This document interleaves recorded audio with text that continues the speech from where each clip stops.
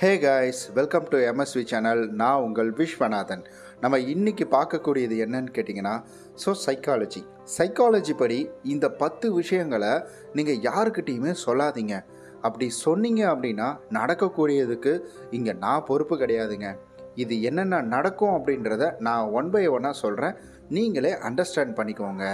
And I am sure இந்த video உங்களுக்கு மிகப்பெரிய ஒரு பயனுள்ள வீடியோவாக அமையுன்றதில் இதில் எந்தவித மாற்று கருத்துமே கிடையாது. ஏன்னா பேச தெரியாமல் நிறையா பேர் வாய் விட்டு தேவையில்லாத விஷயங்களை சொல்லி அவங்களோட லைஃப்பில் நிறைய பிரச்சனைகளில் போய் மாட்டிக்கிறாங்க. அதற்காக தான் இந்த வீடியோ உங்களுக்கு ஹெல்ப்ஃபுல்லாக இருக்கும். ஏன்டா இதை போய் இந்த இடத்துல சொன்னேன் அப்படின்னு யாராவது சொல்லக்குள்ள எப்படி இருக்கும்? நம்ம சொல்கிற விஷயத்தை கேட்டுட்டு நம்மளையே ஒரு மாதிரி லுக்கோட கூட நமக்கு எப்படி இருக்கும் பார்க்கலாம் இப்போ ஒன் பை ஒன்னாக. அண்ட் நீங்கள் இன்னும் நம்முடைய சேனலை சப்ஸ்கிரைப் பண்ணாமல் பார்த்துட்ருக்கீங்கன்னா மறக்காமல் சப்ஸ்கிரைப் பண்ணிக்கோங்க. ஸோ இந்த மாதிரி பயங்கர மோட்டிவேஷனான வீடியோஸ்லாம் இனி தொடர்ந்து நம்ம சேனலில் வரப்போகுது.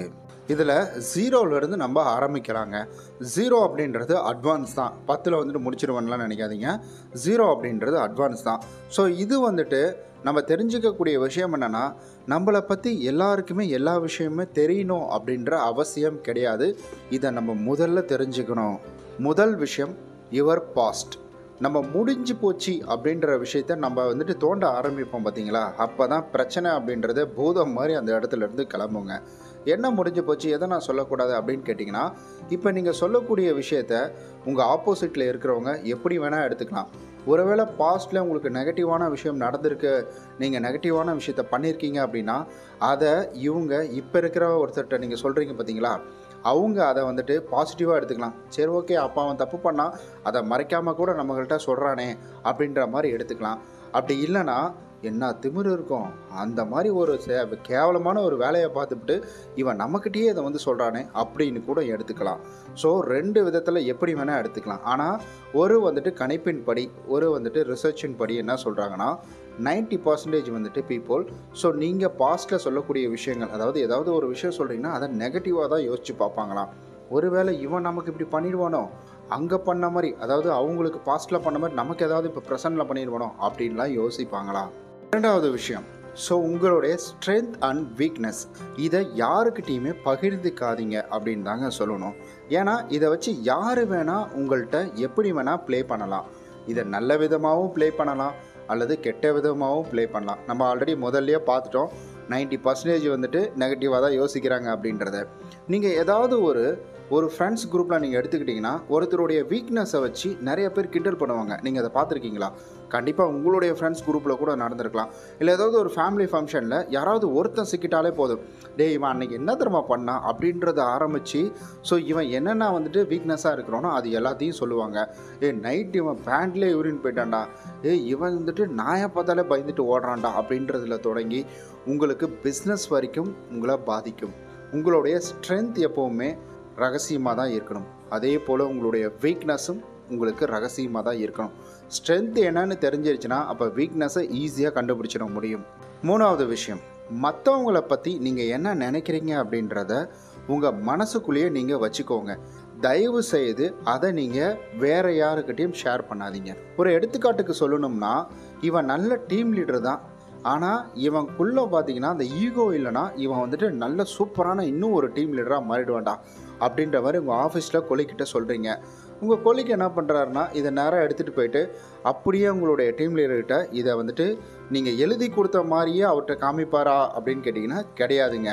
அந்த இடத்துல அவர் என்ன சொல்லுவார்னா, உங்களுக்கு ஈகோ அதிகமாக இருக்கான், நீங்கள் திமிரு பிடிச்சவன்னு சொல்கிறான், என்னமோ இவன் இந்த மாதிரிலாம் பேசுகிறான், இதெல்லாம் நான் வேறு காது கொடுத்து கேட்குறதா இருக்குது அப்படின்ற மாதிரி மாற்றி சொல்லிவிடுவாங்க.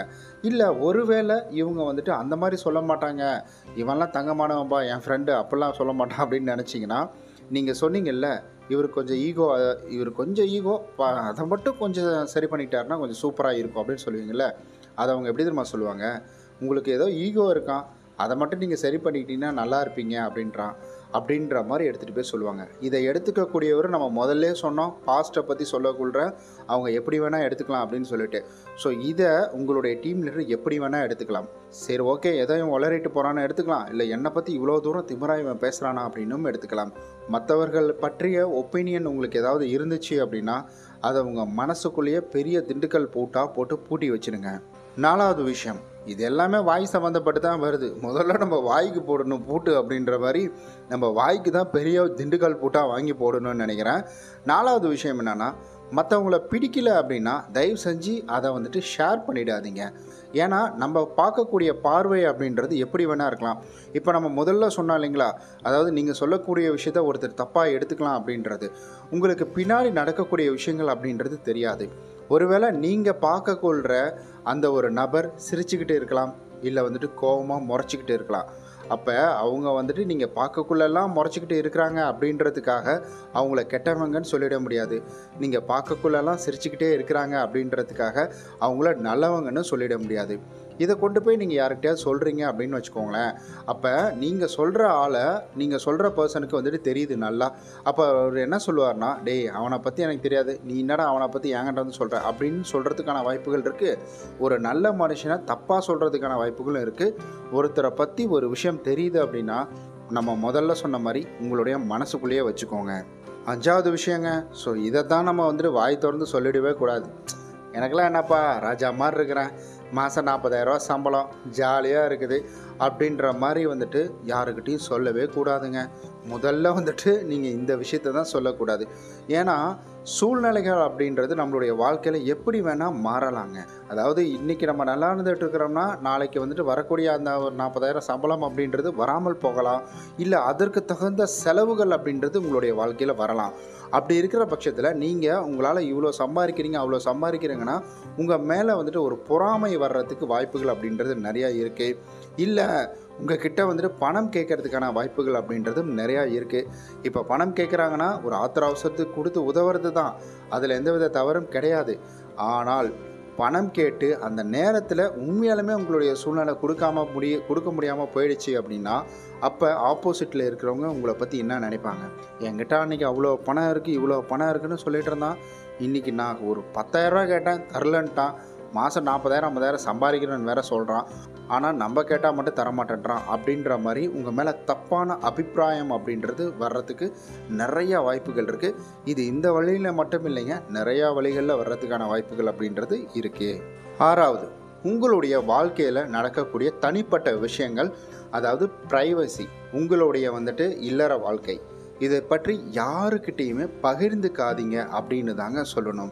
இன்னும் குறிப்பாக உங்கள் பக்கத்து வீட்டில் இருக்கிறவங்கள்ட்டையும் சரி, இல்லை உங்கள் குடும்பத்தில் இருக்கிறவங்கள்ட்டையும் சரி இதை பகிர்ந்துக்காதீங்க. என்னுடைய மனைவி ஆஹா ஓஹோன்னு என்னை பார்த்துப்பாங்க அப்படின்றதுல இருந்து எப்போ பாரு அவன் நைன்ட்டே இருப்பாப்பா அப்படின்ற வரைக்கும் எதையும் நீங்கள் யாருக்கிட்டையும் பகிர்ந்துக்காதீங்க அப்படின்னு தான் சொல்லுவேன். ஒரு விஷயத்த நல்லா யோசிச்சு பாருங்களேன், பிக் பாஸ் ஏன் இவ்வளவு சக்ஸஸ்ஃபுல்லாக ரன் ஆகிட்டு இருக்கு?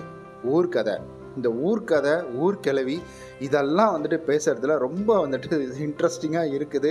அங்கே என்ன நடக்குது, அந்த வீட்டில் என்ன நடக்குது, எவன் அடிச்சுக்கிறான், என்ன நடக்குது அப்படின்றதுல சராசரி பீப்புளுக்கு ஒரு சிலருக்குலாம் வந்துட்டு ரொம்ப ஆர்வம் இருக்குமா. சைக்காலஜி படி வந்துட்டு அவங்களுக்கு ரொம்ப இன்ட்ரெஸ்டிங்காக இருக்குது, என்ன நடக்குது, ஸோ இவங்க சொன்னதை சொல்லி பார்ப்போம், இங்கே என்ன தான் பிரச்சனை வருதுன்னு பார்ப்போமே அப்படின்ற மாதிரி நீங்கள் சொன்ன விஷயங்களை அப்படியே வந்துட்டு எடுத்துகிட்டு போய் உங்கள் வீட்டில் இருக்கிறவங்கள்ட்ட சொல்கிறதுக்கான வாய்ப்புகள் நிறையா இருக்குது. இல்லை நீங்கள் எதாச்சும் அவங்கள்ட்ட ஃபோனில் பேசிகிட்டு இருக்கீங்க, இல்லை வெளியில் சொல்லிகிட்டு இருக்கீங்க அப்படின்னா அந்த இடத்துல இதை அறகுறையாக கேட்டுட்டு யாராவது உங்களுடைய மனைவி கிட்ட இதை சொல்கிறதுக்கான வாய்ப்புகளும் இருக்குது. இல்லை அதே இடத்துல உங்களுடைய மனைவி இதை அறகுறையாக கேட்கறதுக்கான வாய்ப்புகளும் நிறையா இருக்குது. ஏன்னா இதற்கு லைவ் உதாரணம் அப்படின்றது இருக்குது. என்னுடைய கொலிக்கு வந்துட்டு ஃபோனில் பேசிகிட்டு இருந்தார், அவருடைய ஒய்ஃபும் வந்துட்டு அதே ஆஃபீஸில் தான் ஒர்க் பண்ணுறாங்க. அப்போ இவர் சொல்லிகிட்டு இருக்கிறாரு, ஒருத்தர் ஃபோனில் சொல்லிட்டு இருக்காரு, அவங்க அம்மாட்ட யார்ட்டையும் வந்து ஃபோனில் சொல்லிட்டு இருக்காரு. டக்குன்னு இதை வந்துட்டு அவங்க ஒய்ஃபு பின்னாடி இருந்து கேட்டு ஆஃபீஸ்லேயே வந்துட்டு பிரச்சனையாயிடுச்சு. ஸோ அதுக்கப்புறம் 2 பேர்த்தையும் வெவ்வேறு கேபின் அப்படின்றத மாற்றி விட்டுட்டாங்க. ஸோ அதுக்கப்புறம் அவங்களுக்குள்ளே வந்துட்டு பெரிய பிரிவினை வரைக்கும் போய் அப்புறம் அங்கே ஆஃபீஸில் நாங்கள்லாம் பேசி அதுக்கப்புறம் அதை சமாதானப்படுத்தி வந்துட்டு ஒரு சில விஷயங்களை கொண்டு வந்து வச்சோம். அதனால தான் சொல்கிறேன், காதலை கேட்கறது அப்படின்றது என்ன பேசினாலும், நல்லபடியாக பேசினாலும் கெட்டபடியாக விளையாடுறதுக்கான வாய்ப்புகள் நிறையா இருக்குன்றது. 7th, நான் ஒரு கார் வாங்கியிருக்கேன் தெரியுமா, அடடா இப்போ தான்டா ஒரு பைக் வாங்கினேன், இப்போ தான் வந்துட்டு 15 அதாவது 1.5 லட்ச ரூபா போட்டு ஒரு ஐஃபோன் ஒன்று வாங்கினேன் தெரியுமா அப்படின்ற மாதிரி உங்களுடைய லைஃப்பில் உங்களுக்கு நடக்கக்கூடிய சின்ன சின்ன சந்தோஷமான நிகழ்வுகளை இந்த சோஷியல் மீடியாவிலையும் சரி, சோஷியல் மீடியாவோட பயங்கரமாக இருக்கக்கூடிய ஒரு சிலர்கிட்டையும் இதை பகிர்ந்துக்காதீங்க அப்படின்னு தான் சொல்லுவேன். ஏன்னா இதை பார்க்குற எல்லாருக்குமே சந்தோஷம் அப்படின்றது இருக்குமான்னு கேட்டிங்கன்னா சத்தியமாக வந்துட்டு வாய்ப்புகள் ரொம்ப கம்மி தாங்க. இதை பார்க்குறவங்க ஒரு பொறாமை கண்ணோட்டத்தோடு பார்க்கலாம். ஒரு நெகட்டிவ் கண்ணோட்டத்தோடு இருக்கிறவங்கள நீங்கள் ஈர்க்கிற மாதிரி ஆகிடுங்க. இதை நீங்கள் இணையதளத்தில் பதிவிடுறதுனால நிறையா பேருனுடைய கருத்து அப்படின்றது, இவன் எங்கேருந்து இதெல்லாம் கொள்ளடிச்சு சம்பாதிச்சானே தெரில, இங்கே வந்து போட்டுட்ருக்கிறான் அப்படின்ற மாதிரி தான் இருக்கும். இங்கே நீங்கள் சோஷியல் மீடியாவை எடுத்துக்கிட்டிங்கன்னா 100க்கு 75% நெகட்டிவ் கமெண்ட்ஸ் அப்படின்றது தான் வரும். இது நெகட்டிவ் கமெண்ட்ஸ் வரும் அப்படின்றதுக்காக மட்டும் கிடையாதுங்க. இதனால் நம்ம ஆல்ரெடி முதல்ல சொன்னோம் இல்லைங்களா, நான் இவ்வளோ சம்பாதிக்கிறேன் அப்படின்னு சொல்கிறோம் இல்லைங்களா, அந்த மாதிரி விஷயங்களை ஷேர் பண்ணால் என்ன நடக்கும்னு சொன்னனோ அதே விஷயங்களை தான் இதுலேயும் நமக்கு நடக்கும். 8வது விஷயம், நான் ஒரு பிஸ்னஸ் பண்ணலான் இருக்கேன், அந்த பிஸ்னஸ் வந்துட்டு ரொம்ப கம்மியானதுடா, இந்த ஐடியா மட்டும் வந்துட்டு இம்ப்ளிமெண்ட் பண்ணேன்னா பயங்கர சக்ஸஸ்ஃபுல்லாக லைஃப்பில் ஆகிடுவேன். இல்லை ஏதாவது ஒரு ஐடியா, உங்களுக்குள்ள ஒரு ஐடியா அப்படின்றது க்ரியேட் ஆகும். அது உங்கள் வந்துட்டு வேலை செய்கிற இடமா இருந்தாலும் சரி, அந்த வேலையை செஞ்சு முடிக்கிறது ஒரு ஐடியா அப்படின்றது க்ரியேட் ஆகும். அதை தயவு செய்து சக்ஸஸ் ஆகுதோ சக்ஸஸ் ஆகலையோ அதை மற்றவங்கள்ட்ட ஷேர் பண்ணாதீங்க அப்படின்னு தான் சொல்லுவேன்.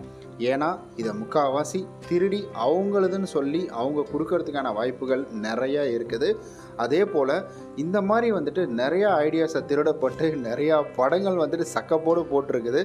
நிறையா பேர் வந்துட்டு என்னுடைய கதையை திருடி எடுத்துட்டாங்கப்பா அப்படின்னு சொல்லி புலம்புறதையும் நம்மளால் பார்க்க முடியுதுங்க. உங்களுடைய ஐடியா உங்களுக்கு மிகப்பெரிய ஒரு க்ரோத் கொடுக்கலாம். அதனால் அந்த ஐடியாவை நீங்களே வச்சுக்கோங்க, நீங்களே இம்ப்ளிமெண்ட் பண்ணுங்கள். 9வது விஷயம், ஸோ உங்களை சுற்றி இருக்கிறவங்க 100% உங்கள் நம்பிக்கைக்குரியவங்களாக இருந்தாலும் நீங்கள் 100% அவங்கள பிலீவ் பண்ணக்கூடாது. உங்களாலேயே ஒரு ரகசியத்தை காப்பாற்ற முடியல அப்படின்னா அப்போ உங்களை சுற்றி இருக்கிறவங்க அந்த ரகசியத்தை காப்பாற்றுவாங்கன்னு எந்த வகையில் நீங்கள் நம்புறீங்க? உங்கள் ரகசியம் நீங்கள் வச்சுக்கணும். உங்கள் ரகசியத்தை நீங்கள் வெளியில் சொல்கிறீங்க, அதை உங்களுக்குள்ளே வச்சுக்க முடியாமலே அப்போ மற்றவர்களும் இதே போல் இருக்கலாம்ல. யார்ட்டையும் சொல்லாத, நான் உங்ககிட்ட தான் சொல்கிறேன் அப்படின்னு சொல்லிட்டு யாருக்கிட்டையும் உங்களோட ரகசியங்களை சொல்லவே சொல்லாதீங்க அப்படின்னு தான் நான் சொல்லுவேன். 10வது விஷயம், நான் உங்ககிட்ட தான் சொல்கிறேன், நீ யாருக்கிட்டையும் சொல்லிடாத அப்படின்னு சொல்லி யாரையும் நம்பாதீங்கன்னு சொல்லுவேன். அதாவது 9ம் 10ம் ஓரளவுக்கு வந்துட்டு சமமாக தான் வரும். ஏன்னா நிறைய பேர் என்ன பண்ணுவாங்கன்னா, இவன் என்னோடய ஃப்ரெண்டுப்பா, இவன்லாம் யார்ட்டையும் சொல்ல மாட்டான், அந்த பொண்ணு அப்படி பண்ணிடுச்சுடா, அந்த பையன் அப்படி பண்ணிட்டான், 2 பேரும் வந்துட்டு கையங்காலமாக பிடிச்சிட்டாங்க அப்படின்ற மாதிரி ஏதாவது ஒரு வதந்தியை கூட நீங்கள் யாருக்கிட்டையும் சொல்லாதீங்கன்னு தான் சொல்லுவோம். ஸோ இதெல்லாம் ஷேர் பண்ணுறதுனால நம்மளுடைய வந்துட்டு பசி அடங்கிட போகுதா? கிடையாது. நமக்கு நல்ல தூக்கம் கிடைச்சிட போகுதா? கிடையாது. இல்லை நம்முடைய பேங்க் பேலன்ஸ் அப்படியே பார்த்திங்கன்னா இன்க்ரீஸ் ஆக போகுதா? அதுவும் கிடையாது. அப்புறம் எதுக்காக இதெல்லாம் நம்ம ஷேர் பண்ணணும்? அற்ப சந்தோஷத்துக்காகவா? ஒரு சின்ன ஒரு டோப்பமைன் கிளிக்குன்னு ஒரு சத்தம் வரும், அவ்வளோதான். அந்த ஒரு செகண்ட் டோப்பமைன், அதாவது காசிப் பேசுறதுனால. இப்போ பிக் பாஸில் வந்துட்டு என்ன சண்டை, இன்றைக்கி வந்துட்டு விஜய் சேதுபதி யாரெல்லாம் வச்சு கிழிக்க போகிறாரு, இல்லை வந்து உலகநாயகன் அவர்கள் யாரெல்லாம் வச்சு கிழிக்க போகிறாரு அப்படின்றத தெரிஞ்சுக்கிறதுக்காக. அதெல்லாம் தெரிஞ்சு நம்ம என்ன பண்ண போகிறோம்? அடுத்த வேலை நம்மளுடைய வேலை ஆஃபீஸ் கிளம்பி போகணும். மண்டே அப்பா சண்டே முடிஞ்சிருச்சு, மண்டே வந்துட்டு ஆஃபீஸ் போகணும் அப்படின்றது. ஸோ நெக்ஸ்ட் மூவ் இதெல்லாம் ஒரு என்டர்டெயின்மெண்ட்டாக பார்த்துட்டு போயிடணும். ஸோ இது நம்மளுடைய லைஃபினுடைய அங்கமாக காசிப் பேசுறதை வச்சுக்கிட்டோம் அப்படின்னா அப்போ கண்டிப்பாக நம்மளுடைய வாழ்க்கையில் முன்னேற முடியாது. நானும் சொல்கிறேன், இந்த 10 விஷயங்களையும் நீங்கள் வந்துட்டு சீக்ரெட்டாக வச்சு பாருங்களேன், கண்டிப்பாக நீங்கள் ஒரு சக்ஸஸ் பர்சனாக கூடிய சீக்கிரம் வந்துடுவீங்க. அதில் எந்த வித மாற்று கருத்துமே. ஓகே நண்பர்களே, இந்த வீடியோ எப்படி இருந்தது அப்படின்றத மறக்காமல் கமெண்டில் சொல்லிவிடுங்க. இதில் ஏதேனும் வந்துட்டு தவறுகள் இருந்ததுன்னா அதையும் கமெண்டில் சொல்லிவிடுங்க. ஏன்னா அடுத்த வீடியோ பண்ணுறதுக்கு இதை வந்துட்டு சரி செஞ்சுக்கிட்டு அடுத்த வீடியோ இன்னும் கொஞ்சம் பக்காவாக நான் உங்களுக்கு கொண்டு வந்து கொடுப்பேன். நம்ம நாளைக்கு இது போல் நல்ல ஒரு சூப்பரான மோட்டிவேஷனல் வீடியோவில் சந்திக்கலாம்.